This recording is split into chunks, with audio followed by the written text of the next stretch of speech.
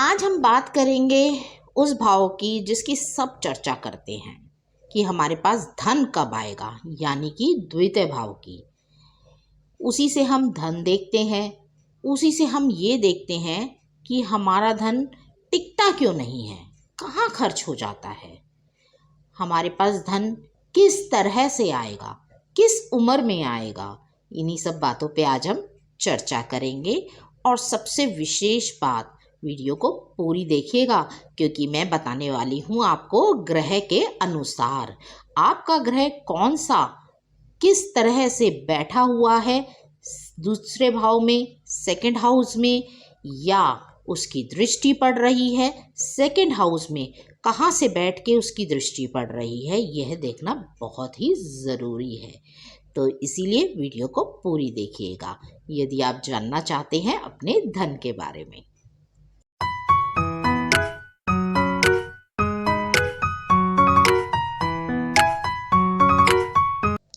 मैं एस्ट्रोलॉजर शिखा जैन अपने चैनल पे आपका स्वागत करती हूँ। आज हम बात करने वाले हैं सेकंड हाउस की, द्वितीय घर की। ये तो सबको ही पता है कि ये हमारा धन भाव होता है, परंतु कई लोगों का यह मानना होता है कि हमारे पास तो धन टिकता ही नहीं है और हमारी आधी जिंदगी निकल गई है स्ट्रगल करते करते।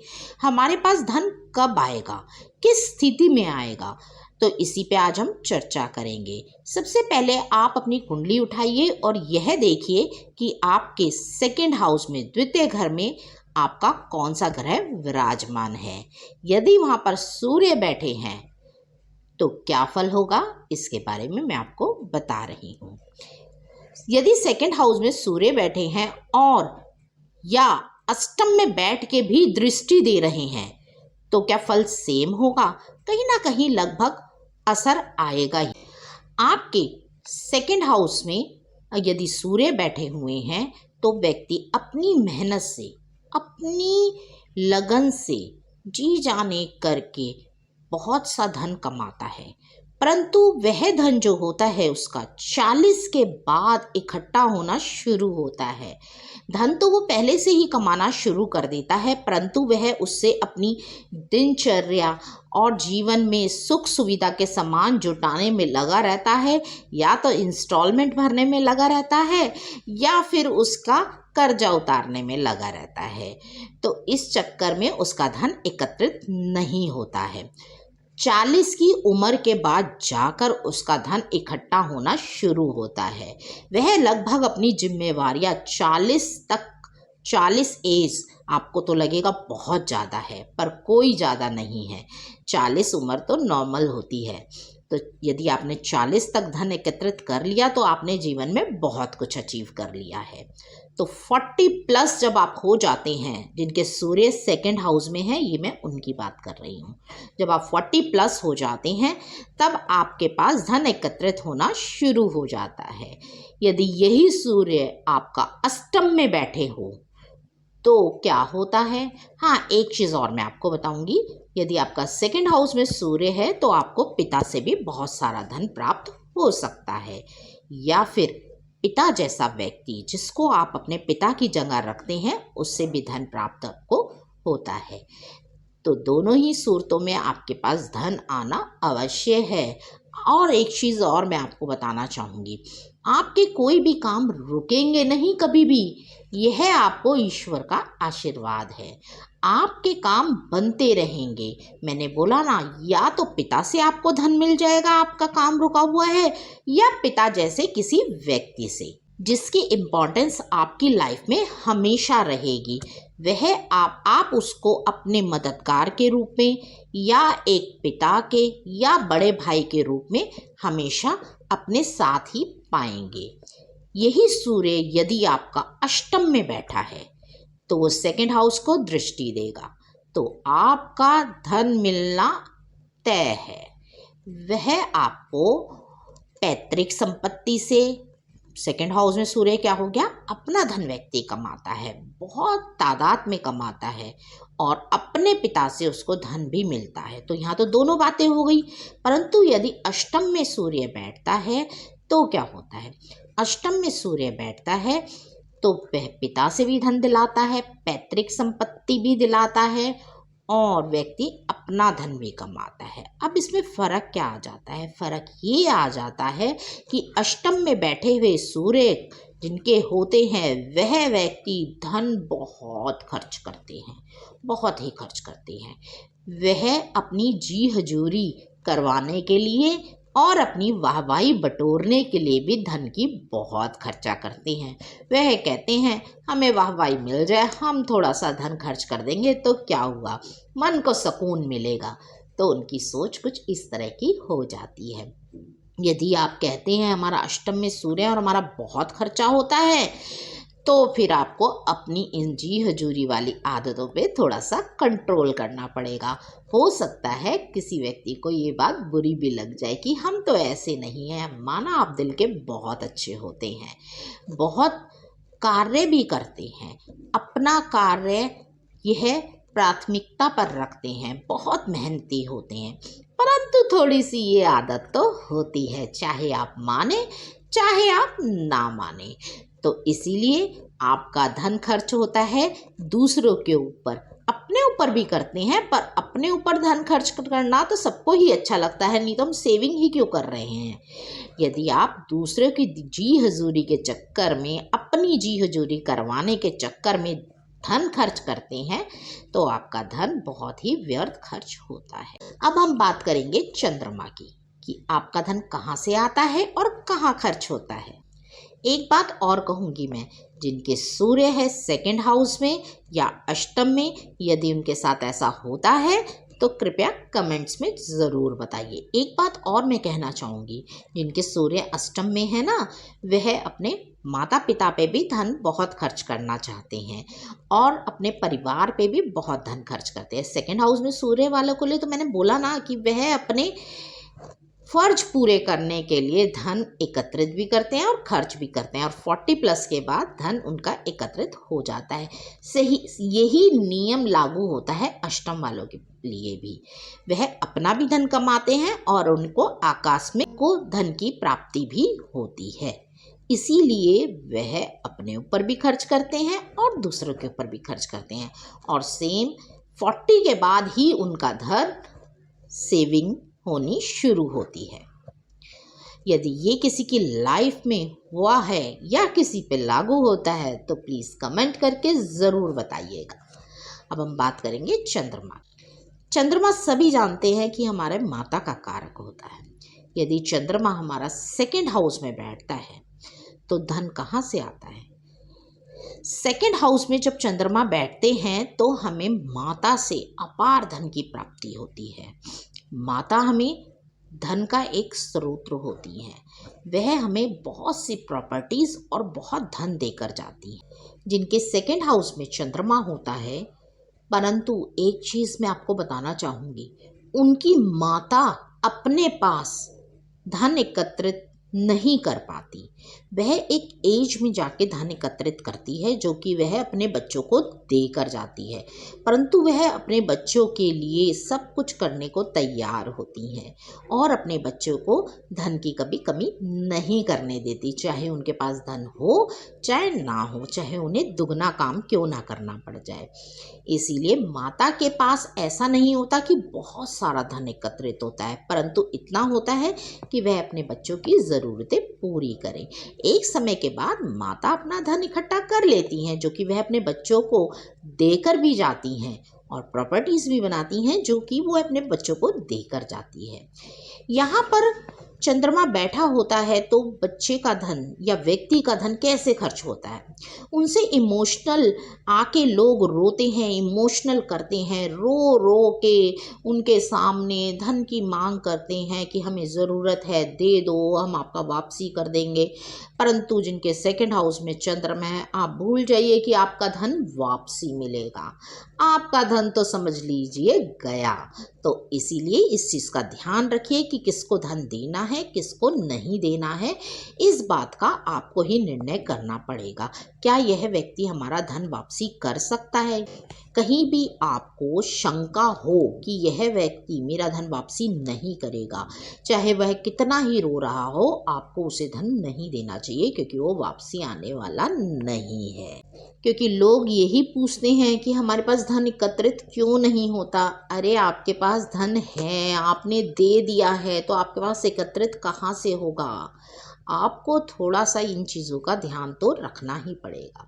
यदि आपका अष्टम में चंद्रमा बैठा है तो ये चीज़ आपको दिमाग में रखनी है कि आपका रिश्तेदारों पे होने वाला है बहुत ही खर्च। जी हाँ, रिश्तेदार आपके सामने आके रोएंगे, गिड़गिड़ाएंगे, हमें बहुत ज़रूरत है, हमें दे दीजिए, और आप इमोशनल हो के उन्हें धन दे देंगे, जो कि पड़ सकता है आपको बहुत भारी, और वह धन समझ लीजिए आपका गया। तो आपके धन का स्रोत क्या हो गया? माता। वो तो हो ही गई। क्या आप खुद धन कमाएंगे? जी हाँ, बिल्कुल कमाएंगे। आप अपना धन कमाएंगे, और आपकी एज 24 है, 24। इसके बाद आप कार्य करना शुरू कर देंगे और आपका धन का स्रोत बन जाएगा। यदि आप इमोशनल ना हो और दूसरों को सोच समझ के धन दें या उधार दें, तो ही आपका धन जमा होगा। नहीं तो जो आपके पास है ना, वो भी आप खो बैठेंगे। इस बात का ध्यान रखिएगा। यदि आपको कहीं प्रॉपर्टी में लगाना है या किसी काम में लगाना है, आप किसी से पार्टनरशिप सोच समझ के कीजिएगा। जी हाँ, पार्टनरशिप सोच समझ के कीजिएगा, कभी कहीं वो व्यक्ति आपका पैसा लेके ना भाग जाए। तो इस चीज़ का विशेष ध्यान रखिएगा। फिर भी मैं कहूँगी, जिनके सेकंड हाउस में चंद्रमा होता है उनका बैंक बैलेंस भी होता है, परंतु यह धन घटता बढ़ता रहता है। कभी ज़्यादा हो जाता है, कभी बहुत ही कम हो जाता है, और वो इतना दुखी हो जाते हैं, बहुत ही ज़्यादा चिंता ना कीजिए, आपका धन दोबारा वापस आएगा ज़रूर। तो थोड़ा सा धैर्य रखिए और थोड़ा सा अपने इमोशंस पे काबू रखिए। अब हम बात करते हैं सेकंड हाउस में, द्वितीय घर में, धन भाव में मंगल की। ऐसा व्यक्ति खुद से बहुत धन कमाता है। वह मिट्टी में भी हाथ डालता है तो सोना बनाने की ताकत रखता है। यदि मंगल आपका सेकंड हाउस में बैठा है तो वह आपके पंचम पे दृष्टि देगा, आपके अष्टम पे दृष्टि देगा, और आपके नवम पे दृष्टि देगा। तो पंचम पे, नवम में और अष्टम पे दृष्टि देने के कारण मंगल यहाँ अच्छा रिजल्ट देता है। इसीलिए ऐसा व्यक्ति बहुत धन कमाता है। वह अपने परिवार पे, अपनी सुख सुविधाओं पे और अपने कार्य में बहुत धन खर्चा करता है, लगाता है उसको बढ़ाने के लिए। तो उसका धन भी ऊपर नीचे फ्लक्चुएट होता रहता है। यदि यही मंगल अष्टम में बैठा हो तो व्यक्ति अपने गलत डिसीजन से, अपने बिजनेस में गलत डिसीजन से यह धन खो भी देता है। यह धन इनका फ्लक्चुएट होता रहता है, ऊपर नीचे चलता रहता है। परंतु कई बार कोर्ट कचहरी के, जब जिनका मंगल अष्टम में बैठा हुआ है या सेकंड से अष्टम को बैठ के दृष्टि भी दे रहा है, मैंने बोला ना 7वीं दृष्टि दे रहा है वो अष्टम को बैठ के, तो हम इसको इग्नोर नहीं कर सकते हैं। तो अष्टम पे दृष्टि दे रहा है तो वो है कोर्ट कचहरी में भी बहुत खर्चा उसका हो जाता है। कई बार उन पे अननेसेसरी केस डल जाते हैं जो कि वह उम्मीद भी नहीं करता है, और उसमें उसका भला का खर्चा हो जाता है। यदि वह जॉब कर रहा है तो उसके ऊपर आके कोई भी इंक्वायरी या कोई भी केस आके उसके सर पे पड़ जाता है। यदि वह बिजनेस में है तो भी उसे कोर्ट कचहरी का सामना करना पड़ सकता है, और उसमें उसका कोर्ट केस में खर्चा होना तय है। यदि ये किसी व्यक्ति के साथ हुआ है तो कमेंट बॉक्स में ज़रूर बताइएगा। अन्यथा यह व्यक्ति बहुत ही धन कमाता है और खर्चा भी बहुत ही करता है। कई बार यह घूमने फिरने में बहुत खर्चा करता है। घूमने फिरने के बहुत ही शौकीन होते हैं, खाने पीने के बहुत ही शौकीन होते हैं। तो वह खाने पीने पे, घूमने फिरने पे बहुत खर्चा करते हैं। अच्छे अच्छे होटल्स में जाना, अच्छे अच्छे रेस्टोरेंट्स में जाना, अच्छा खाना खाना इन्हें बहुत पसंद होता है। तो अपने ऊपर भी पैसा खर्च करते हैं, यह अपने परिवार के ऊपर भी पैसा खर्च करते हैं, परंतु पैसा जुड़ता क्यों नहीं है? पैसा इसलिए नहीं जुड़ता है, कई बार ये बहुत गलत डिसीजन ले लेते हैं अपने व्यापार से संबंधित, अपने परिवार से संबंधित और कई बार अपनी लाइफ से संबंधित, जो कि इनका कई बार कोर्ट कचहरी से मेरा मतलब है कई बार डिवोर्स पे भी इनका खर्चा हो जाता है। मैं ये नहीं कहूँगी कि इनका डिवोर्स हो जाता है, परंतु कई बार देखा गया है। तो इसीलिए यदि किसी पे लागू होता है तो कृपया कमेंट बॉक्स में ज़रूर बताएं। जिनका बुध सेकंड हाउस में बैठा है और अष्टम को दृष्टि दे रहा है, ऐसे व्यक्तियों का धन संचय होना तय है। यह लोग बहुत धन संचय करते हैं, थोड़े से कंजूस भी होते हैं, परंतु यह भी घूमने फिरने पे और खाने पीने पे बहुत सा खर्चा करते हैं। यह अपने रिश्तेदारों को साथ लेके चलने में विश्वास करते हैं, अपने कार्य में उनको भी शामिल करने में विश्वास करते हैं। यह अपना धन तो बढ़ाते ही बढ़ाते हैं, साथ में अपने रिश्तेदारों का भी भला करने में लगे रहते हैं, या ये कहें दोस्तों का भी भला करने में लगे रहते हैं, जो कि कई बार इन्हें हानि भी उठानी पड़ सकती है। तो सोच समझ के निर्णय करें, सोच समझ के डिसीजन लें अपने। पर हमेशा ऐसा नहीं होता है कि इनको धोखा ही मिलता है, ऐसा कम ही देखने को मिला है कि इन्हें धोखा मिलता है। तो इसीलिए अपनी कुंडली अच्छे से जांच परख करके अपना डिसीजन लीजिएगा। अब हम बात करते हैं शुक्रदेव की। शुक्रदेव यदि हमारे सेकंड हाउस में बैठे हैं और अष्टम पे दृष्टि डाल रहे हैं तो वह हमारे को कैसा इफेक्ट देंगे? शुक्रदेव अगर हमारे सेकंड हाउस में बैठे हैं तो ये एक बात तो तय है, आपको होने वाला है स्त्री पक्ष से विशेष लाभ, चाहे वह आपकी माता हो, चाहे वह आपकी पत्नी हो, चाहे वह आपकी बेटी ही क्यों ना हो। जी हाँ, यदि आपके पास मकान नहीं है तो आपकी बेटी, जी हाँ, आपकी बेटी इतनी काबिल होगी या आप हो एक रहने के लिए घर अवश्य बना के वो देगी ही देगी। आपको माता से भी लाभ होगा, आपको पत्नी से भी लाभ होगा। अब बात करते हैं आपका खर्चा कहाँ होगा? फिर भी आपका धन संचय नहीं होता, यह तो आपका पहला ही डायलॉग है। तो आपका खर्चा होता है आपकी बुरी आदतों की वजह से भी हो सकता है, और कई बार आपको पता ही नहीं चलता है क्या ये हमारी आदतें बुरी हैं। जी हाँ, आपके अंदर हो सकती हैं कुछ बुरी आदतें, जैसे वो सिगरेट शराब के ऊपर खर्चा हो गया, या फिर घूमने फिरने, ये अच्छी आदत भी हो सकती है, घूमने फिरने, अपने कपड़े खरीदने, अपने साजो सज्जा का सामान खरीदना, घर में पैसे हैं नहीं हैं फिर भी अपने घर में नई नई चीज़ें लाना, इन चीज़ों पे आपका खर्चा बहुत ही होता है। क्या यह लोग खुद नहीं कमाते हैं?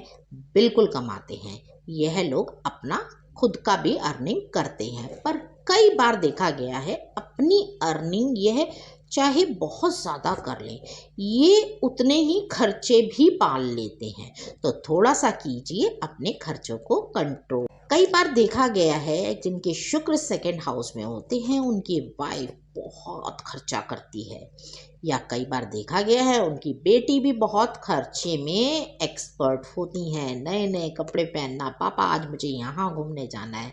बच्चों की ख्वाहिशें सभी पूरी करते हैं, पर आपको यदि धन संचय करना है तो थोड़ा सा इन चीज़ों पे कंट्रोल तो करना ही पड़ेगा। इसमें आपकी माता भी शामिल होती है। सेकंड हाउस में जिनके शुक्र होता है वह अपने फ्रेंड सर्कल पे या फ्रेंड पे, मेरा कहने का मतलब है यदि पुरुष हैं तो स्त्री फ्रेंड पे और स्त्री हैं तो पुरुष फ्रेंड पे भी बहुत ज़्यादा खर्चा करते हैं, तो उसको आपको थोड़ा कंट्रोल करना चाहिए। शादी के बाद जितना मर्जी खर्चा कीजिए, फिर तो वो खर्च करना ही है उन्होंने पैसा, तो थोड़ा सा सोच समझ के खर्चा कीजिए। यदि आपके ऑफिस में आपकी बॉस है कोई महिला, तो होने वाला है आपको उनसे फ़ायदा। यदि बिजनेस है आपका और आपको कहीं से ऑर्डर मिलना है तो वहाँ पर यदि महिला के हाथ में है तो तय है कि वह ऑर्डर आपको अवश्य ही मिल जाएगा, तो इस चीज़ का ध्यान रखिएगा। यदि आपके सेकंड हाउस में है गुरुदेव, जो कि दृष्टि देंगे आपके छठे घर को, अष्टम को और 10वें घर को, यह करवाने वाले हैं आपका बहुत ही धन संचय, और आपका खर्चा होने वाला है धर्म कर्म के कार्यों में या दूसरों की हेल्प में। धन आपका इकट्ठा नहीं हो पाता है। आपका धन इकट्ठा होना शुरू होएगा आपकी 45 की एज के बाद। 45 की एज, जब मिडिल एज आपकी आ जाएगी, तभी आपका धन एकत्रित होना शुरू होगा। गुरुदेव यहाँ बैठ के आपके निर्णय भी सही कराते हैं और आपको हेल्प भी किसी ना किसी की मिलती रहती है, जो कि आपको जीवन में आगे बढ़ने के लिए आपको मददगार होता है। यदि आपके ऊपर लोन है तो शीघ्र उतरने की संभावना रहती है। तो इसीलिए जिनके सेकंड हाउस में गुरु होता है उनका धन खर्च अवश्य ही होता है, परंतु 45 के बाद जाके धन संचय होना तय है। फिर भी उनके कोई काम कभी नहीं रुकेंगे, यह बात आप मेरी लिख के ले लीजिए। उनको पैतृक संपत्ति में भी कई बार देखा गया है इतना धन मिलता है कि वह बैठ के खा सकें, चाहे उनके बचपन में उन्हें न मिला हो चाहे ना मिला हो, परंतु किशोरी अवस्था में उनको कहीं से भी पैतृक संपत्ति मिलने के आसार बन जाते हैं। कई बार यह भी देखा गया है कि सेकंड हाउस में गुरु वाला व्यक्ति अपने आप ही इतना धन कमाता है कि वह दूसरों की भी हेल्प करता है और अपनी तो करता ही करता है। लेकिन मैंने कहा ना, उसका जो धन संचय होता है वह होता है 45 के बाद, लेकिन उससे पहले वह कर लेता है अपने सारे कार्य खत्म, बस फिर उसको धन ही संचय करना बाकी रह जाता है। तो यदि जिनके सेकंड हाउस में गुरु है और उनका धन संचय नहीं हो रहा है तो चिंता ना करें, आने वाली एज में आपके पास अवश्य धन आएगा, चाहे पहले आपके पास धन हो चाहे ना हो। तो इसीलिए सेकंड हाउस में गुरुदेव अपना आशीर्वाद जरूर देते हैं। धन संचय तो आपके पास अवश्य ही होगा। यदि आपके सेकंड हाउस में है शनिदेव, तो क्या आपका धन संचय होगा, ये सभी जानना चाहते हैं। देखिए, शनिदेव का नाम आते ही हो जाता है शनै शनै, धीरे धीरे धन आता है, बहुत ही धीरे धीरे आता है। आपको करना पड़ सकता है लाइफ में थोड़ा सा स्ट्रगल धन कमाने के लिए। कई बार ये देखा गया है कि आपका कोई स्रोत ही नहीं बनता है धन कमाने के लिए, और कई बार ये देखा गया है कि बहुत अच्छा व्यक्ति धन कमाता है परंतु उनका धन फिर भी संचय नहीं हो पाता। उनका धन संचय होता है 40 प्लस एज के बाद ही आपका धन संचय होता है। क्यों? क्योंकि शनिदेव सिखाते हैं धीरे धीरे धीरे धीरे धीरे धीरे कि आप उस धन का, और वो देखते भी हैं कि आप उस धन का सही से इस्तेमाल कर भी रहे हैं कि नहीं कर रहे हैं। आपका धन किस किस चीज़ों में लगता है? आपका धन लगता है अपने मकान की मरम्मत कराने में, बहुत ही आपका धन खर्च होता है, कभी कुछ कभी कुछ कभी कुछ कभी कुछ, मकान भी हो गया और वाहन भी हो गए। थोड़ी सी घर में हारी बीमारी भी चलती रहती है, कोर्ट केस भी आपका खर्चा करवा सकते हैं आपको, परंतु एक चीज़ की चिंता करने की आवश्यकता नहीं है। आपका धन खर्च होगा तो कहीं ना कहीं से आपके पास धन आता भी रहेगा। ऐसा नहीं है कि धन आएगा ही नहीं, आपको थोड़ा सा परिश्रम ज़्यादा करना पड़ सकता है दूसरों के अकॉर्डिंग। आप कहेंगे हमारे पास तो कुछ आता ही नहीं है, हम तो इतनी मेहनत करते हैं। हो सकता है आपकी नज़र में आप जितनी मेहनत करते हैं उससे कम धन आपके पास आए, इस बात को मैं एग्री करूँगी। हो सकता है आपका परिश्रम, आपकी मेहनत ज़्यादा लगती है, पर आप ये मान के चलिए शनिदेव मेहनत बहुत कराते हैं। परंतु मेरी ये बात ध्यान रखिएगा, जब आप 40 एज क्रॉस करेंगे ना, तब आपके पास धन बहुत आने वाला है। अष्टम में बैठ के शनिदेव थोड़ा सा धन खर्चा भी कराएंगे आपका, दृष्टि से भी या बैठ गए हैं तो भी थोड़ा सा धन खर्चा अवश्य कराएंगे, जो कि आपको बहुत ज़्यादा भारी लगेगा क्योंकि उतनी अर्निंग आप नहीं कर रहे होंगे उस समय। परंतु 40 के बाद आपके पास, क्योंकि एकादश भाव को भी देख रहे हैं जो कि उनका अपना घर है, तो धन संचय कराना तो तय है, परंतु थोड़ी उम्र होने के बाद। आज ये वीडियो मैं यहीं ख़त्म करती हूँ क्योंकि वीडियो वैसे भी बहुत लंबी बन गई है, इसलिए आप बोर भी हो जाएंगे। यदि आपको राहु केतु के बारे में जानना है कि वह हमारे सेकंड हाउस में हो तो कैसा प्रभाव डालेंगे, तो उसके लिए मैं एक अलग से वीडियो बनाऊंगी क्योंकि उसके बारे में चर्चा करने के लिए बहुत सारी बातें हैं और लोगों के दिमाग में बहुत सारी बातें होती भी हैं और भ्रम भी होते हैं। तो कृपया कमेंट बॉक्स में लिख के भेजिएगा। यदि वीडियो आपको अच्छी लगी है तो लाइक करें, चैनल को सब्सक्राइब करें और बेल आइकन पर प्रेस करें। अगर राहु केतु के बारे में आपको जानना है तो कमेंट बॉक्स में लिखिए, मैं दूसरी वीडियो ज़रूर बनाऊंगी राहु केतु को लेके सेकंड हाउस में। तो वीडियो यहीं ख़त्म करती हूँ। धन्यवाद।